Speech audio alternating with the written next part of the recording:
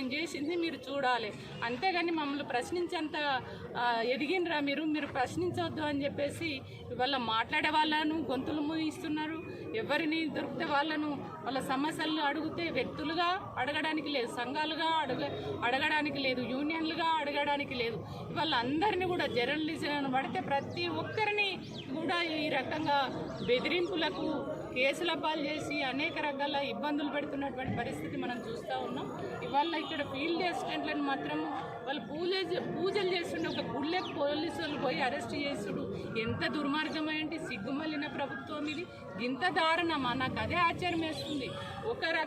ఒకవైపు వాళ్ళ జీవన మరణంతో వాళ్ళ సమస్య అయ్యే ఇది ఉంది పరిష్కారం చేయండి అని వాళ్ళు అడుగుతుంటే కనీసం పాదయాత్ర చేయను కూడా చేయాలి. పూజలు చేసి ఆ పూజల తర్వాత మేము నడుద్దామని చెప్పేసి వాళ్ళు అనుకునేటువంటి టైంలోనే వాళ్ళ రోడ్డు మీద కాదు గుళ్ళకి వచ్చి అరెస్ట్ చేయడం అనేది దుర్మార్గం. దీన్ని ఖచ్చితంగా బీజేపీ పార్టీ పక్షాన మేము ఖండిస్తున్నాం.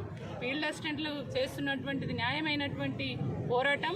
ఈ పోరాటానికి బీజేపీ పార్టీ పూర్తి స్థాయిలో సపోర్టుగా ఉంటుంది. మీ ఆందోళనను మీ పోరాటాన్ని ఇదే విధంగా కొనసాగించండి. అన్ని రకాలుగా మేము సపోర్టుగా ఉండి మీకు ఖచ్చితంగా మేము మద్దతునిస్తామని చెప్పేసి ఈ సందర్భంగా తెలియజేస్తాం. వాస్తవంగా రాష్ట్రం అంటే రాష్ట్రం ఇచ్చేటువంటి పర్సంటేజ్ చాలా తక్కువ ఉంటుంది. సోదరిమణి చెప్పినట్టుగా ఇవాళ వీళ్ళు చేస్తున్నటువంటి ప్రభుత్వ విధులు నిర్వహించే దాంట్లో అంటే హరితారం కావచ్చు, అట్లాగే రోడ్లు కావచ్చు, డ్రైనేజ్ కావచ్చు, శ్మశాన వాటిలకు సంబంధించింది కావచ్చు, రైతు వేదికలు కావచ్చు, అదేవిధంగా ఉపాధి హామీకి సంబంధించిన పనులు కావచ్చు, ఏవి చూసినా కూడా ఇవన్నీ కేంద్రం నిధుల ద్వారా వచ్చేటువంటి పనులు. ఈ కేంద్రం ద్వారా వచ్చేటువంటి పనులకి ఒక 10% మాత్రమే వాళ్ళు కాంట్రిబ్యూషన్ కట్టాలి.